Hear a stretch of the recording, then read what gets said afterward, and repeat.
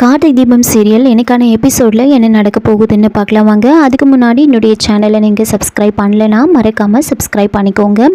அபிராமி மீனாட்சிக்கு ஆறுதல் சொல்லிட்டுருக்க அருண் ஆனந்த்கிட்ட வந்து சொல்கிறாங்க, நீ இப்படி ஒரு துரோகத்தை அன்னைக்கு பண்ணியிருக்கக்கூடாது, நம்ம குடும்பத்தோட கௌரவத்தை நினச்சி பார்த்தியான்னு சொன்ன உடனே ஆனந்த், நீ எல்லாம் எனக்கு அட்வைஸ் பண்ணுற மாதிரி ஆயிடுச்சு அப்படின்னு கோவப்பட ஐஸ்வர்யாவோட அம்மா, இங்கே பாருங்கள் தம்பி, இப்போது என் மாப்பிள்ளை உங்களுக்கு அட்வைஸ் பண்ணுற இடத்துல இருக்காரு, அந்த மாதிரி தப்பை நீங்கள் பண்ணிட்டு வந்திருக்கீங்க அப்படின்னு சொல்ல அபிராமி அருணுக்கு சப்போர்ட்டாக அவன் கேட்டதில் என்ன தப்பு இருக்குது அப்படின்னு கேட்குறாங்க. முதல்ல அந்த பொண்ணை இங்கேருந்து வீட்டை விட்டு வெளியில் போக சொல்லுன்னு சொன்ன உடனே ஆனந்த் அவள் போக மாட்டா, இங்கே தான் இருப்பா அப்படின்னு சொல்கிறாங்க.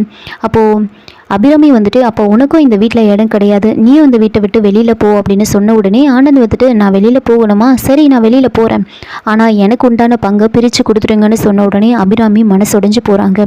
இங்கே பாருங்கள், உங்கள் எல்லாருக்கும் சொல்லியிருக்கிறேன், நீங்கள் யாரும் வந்து என்னோட விஷயத்தில் தலையிடாதீங்க, இந்த விஷயத்தில் வந்து கேள்வி கேட்க வேண்டிய உரிமை வந்து மீனாட்சிக்கு மட்டும்தான் இருக்குது, மீனாட்சி பேசுகிறோம் அப்படின்னு ஆனந்த் நேராக மீனாட்சிக்கிட்ட போய் பேசுகிறாங்க. மீனாட்சி, மற்றவங்க தான் என்னோட சூழ்நிலையை புரிஞ்சிக்காமல் பேசுகிறாங்க, நீயாவது என்னோட சூழ்நிலையை புரிஞ்சுக்கோ, என் மனசை புரிஞ்சுக்கும், 13 வருஷம் நான் உன் கூட வாழ்ந்த வாழ்க்கை நான் விருப்பப்பட்டுலாம் வாழலை, ஆனால் ஒரு புருஷனாக உனக்கு தேவையானது எல்லாமே நான் ரொம்ப பொறுப்பாக பண்ணியிருக்கேன், 13 வருஷத்துக்கு முன்னாடி நான் தொலைஞ்ச என்னோடய வாழ்க்கை இப்போ எனக்கு கிடைச்சிருக்கு, அதை நான் ஏற்றுக்கிட்டு வந்திருக்கேன், அப்போ ஒரு கட்டாயத்தில் தான் நான் உன் கழுத்தில் தாலி கட்டினே தவிர நான் விருப்பப்பட்டுலாம் தாலி கட்டலை, உன் கூட நான் விருப்பப்பட்டுலாம் வாழலை அப்படின்னு சொன்ன உடனே மீனாட்சி ரொம்ப மனசுடைஞ்சு போகிறாங்க. பயங்கரமாக வந்து மீனாட்சிக்கு கோபம் வருது.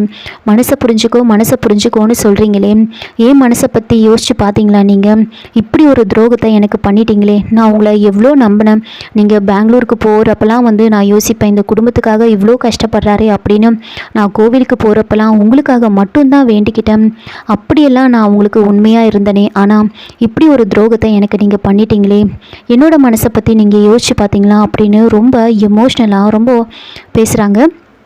அப்போது ஆனந்த் வந்துட்டு, இப்போ என்ன ஊரில் யாரும் வந்து 2 கல்யாணம் பண்ணிக்கலையா என்ன அப்படின்னு அவரோட தப்பை நியாயப்படுத்தி பேசுகிறாரு. அப்போது மீனாட்சி வந்துட்டு, இங்கே பாருங்கள், ஊரில் எப்படி இருக்காங்கலாம் எனக்கு தெரியாது, ஆனால் என் புருஷன் ஒழுக்கமாக இருக்கணும், அதுதான் எனக்கு வேணும் அப்படின்னு சொல்கிறாங்க. இப்படி இன்னொருத்தன் பொண்டாட்டியை கல்யாணம் பண்ணிக்கிட்டு வந்து ஏன் முன்னாடியே என் மனசை புரிஞ்சுக்கோன்னு சொல்கிறீங்களே, நீ எல்லாம் ஒரு மனுஷனா, இனிமே எனக்கு நீ தேவையில்லை அப்படின்னு சொல்லி தாலியை கழட்டி வீசுகிறாங்க.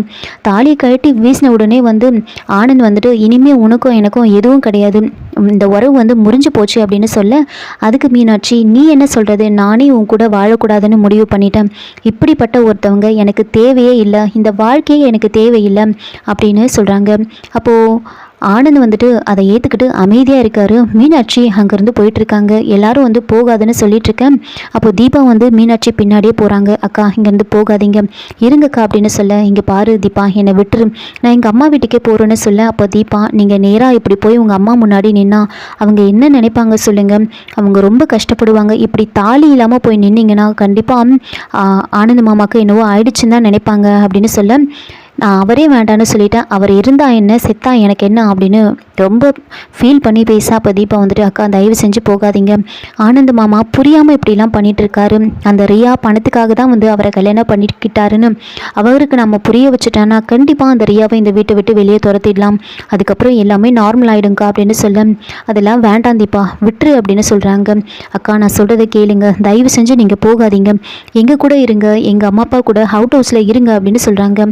அப்போ மீனாட்சி வேண்டவே வேண்டான்னு சொல்ல, இங்கே பாருங்கள், என்ன உங்களோட தங்கச்சியாக நினச்சா நீங்கள் எனக்கு அக்கானா நீங்கள் என் கூட வரணும், நீங்கள் போகக்கூடாது, நீங்கள் வாங்க அப்படின்னு கம்பல் பண்ணி கூப்பிட, நீ எப்போவுமே என்னோட தங்கச்சி தான், நான் உனக்கு அக்கா தான், அதில் எந்த ஒரு மாற்றமும் கிடையாது, ஆனால் என்னை விட்டு நான் போகிறேன் அப்படின்னு சொல்கிறாங்க. அப்போ தீபா வந்துட்டு, தயவு செஞ்சு நீங்கள் வாங்க, நீங்கள் என்னோட அக்கா அப்படின்னு நினச்சிங்கன்னா நீங்கள் நான் சொல்கிறத கேட்டு என் கூட வாங்க அப்படின்னு சொல்லி மீனாட்சி வந்து கன்வின்ஸ் பண்ணி வந்து அந்த அவுட் ஹவுஸ்க்கு வந்து கூட்டிகிட்டு போகிறாங்க. இதோட இந்த எபிசோடை வந்து முடிச்சிருக்காங்க. என்னோட ரிவ்யூ பிடிச்சிருந்தால் லைக் பண்ணுங்கள், மறக்காமல் சப்ஸ்கிரைப் பண்ணுங்கள். தேங்க்யூ.